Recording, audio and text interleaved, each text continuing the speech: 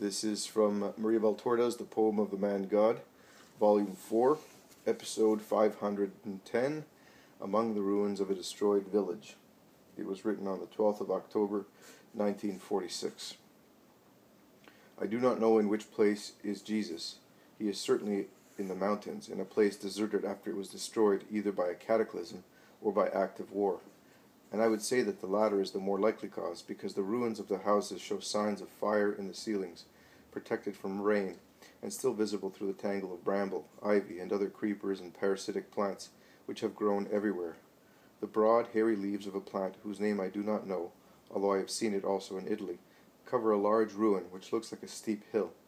Farther back, a wall, standing upright and lonely to contemplate the rest of the collapsed house, is invaded by caper bushes, and pellitory, and a clematis, whose branches undulate in the wind like loose hair, hangs from a fretted parapet of what once was a terrace. Another house, the central part of which has collapsed, whilst the other walls are still erect, looks like a huge flower vase, which in place of stems contains trees which have grown spontaneously in the hollow, where rooms previously were. Another house, part of which is still erect, with the remains of the walls rising in steps, looks like an altar prepared for some rite, and completely adorned in green. On the very top of the ruins, a poplar, as slender and straight as a blade, seems to be asking the sky the reason for such a disaster, and between house and house, rubble and rubble. Obstinate fruit trees, now degenerate and wild, overwhelmed by other vegetation or overwhelming it, grown from fallen fruit, twisted, straight, creeping, coming out of holes in the walls from a dried well, give the impression of a bewitched forest, and birds and pigeons coming out of crevices among the ruins fly avidly towards neighboring fields once cultivated, where now there are tangles of hard vetch dried up by the sun, and from their open pods seeds drop to the ground to spring up again in springtime, and tangles of darnel and tares. With fierce blows of their wings the pigeons drive away the smaller birds, searching for millet seed or grains of hemp, which have come up from who knows what remote seed, lasting for years and years in wasteland through spontaneous sowing. And the birds, particularly the quarrelsome sparrows, avenge themselves by tearing off the thin ears of the scrubby millet and taking them away to their nests, flying with difficulty, all twisted because of the weight and the encumbrance of the millet cob. Jesus is not only with his apostles. There is also a large group of disciples, amongst whom Cleopas and Hermas of Emmaus, the sons of the old chief of the synagogue, Cleopas, and Stephen. There are also some men and women, as if they had come from some village to invite Jesus to go to their town, or if they were following him after he had been with them. And Jesus, crossing the ruined site, often makes a pause to look around, and he stops at the highest spot that commands a view over entanglements of rubble and vegetation, where life is represented only by the pigeons, which once were certainly mild and tame, whereas now they are wild and fierce. He contemplates the place with his arms folded across his breast, his head lowered, and the more he looks around, the paler and sadder he becomes. "Why are you stopping here, master? One can clearly see that this place distresses you. Do not stop to contemplate it. I am sorry I made you come this way, but it is such a good shortcut," says Cleopas of Emmaus. "Oh, I am not looking at what you see." "At what then, Lord? Perhaps you see the past event once again? It was certainly a dreadful one.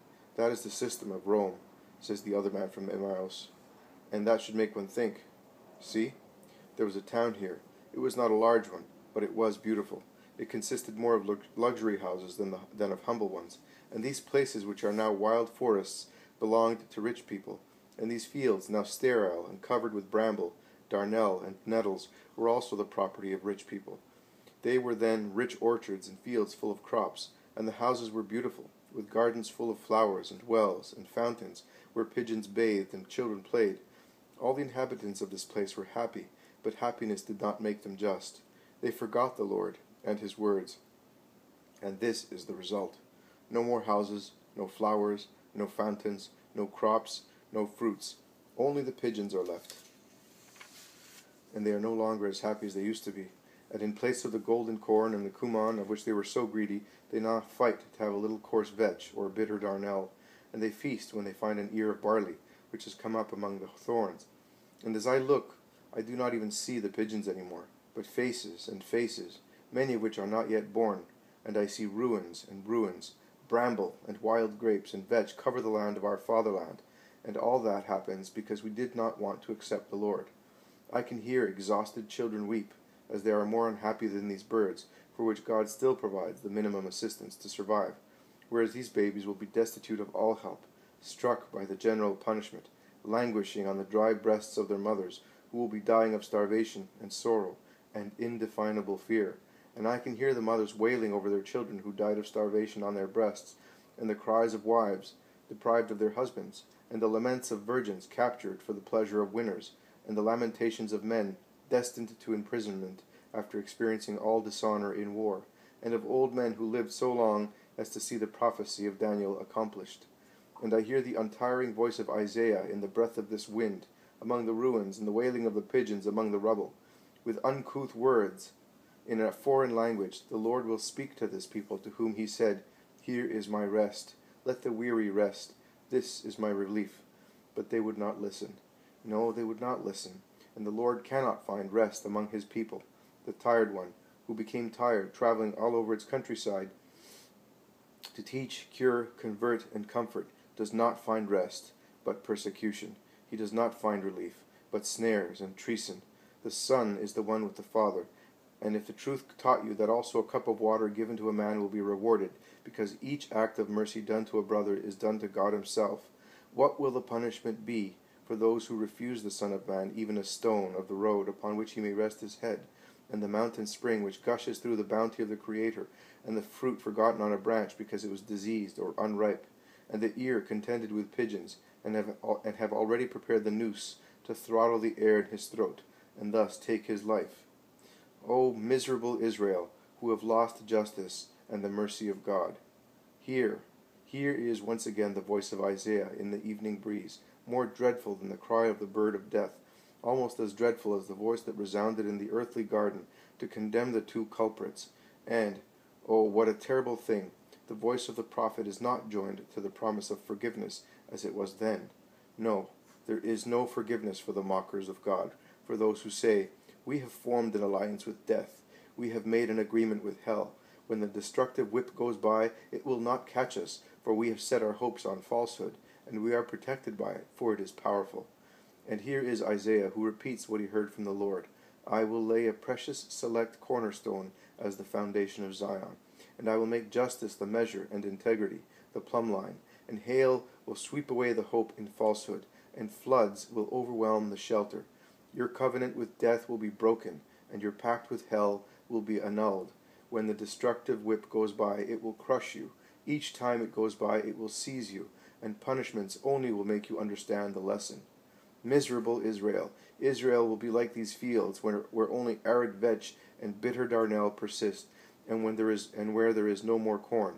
And the land that did not want the Lord will have no bread for her children, and the children who refused to receive the tired one will wander about, beaten, wild, like galley slaves, the slaves of those whom they considered inferior beings. God will really thrash the proud people under the weight of his justice, and will strangle it with the scutch of his judgment. That is what I see in these ruins. Ruins. Ruins. To the north, to the south, to the east, to the west, and above all in the center, in the heart, where the guilty town will be changed into a putrid pit. And tears run slowly down the pale face of Jesus, who raises his mantle to veil it, leaving uncovered only his eyes, dilated by the painful vision. And he sets out again, while those who are with him hardly whisper, terrified as they are.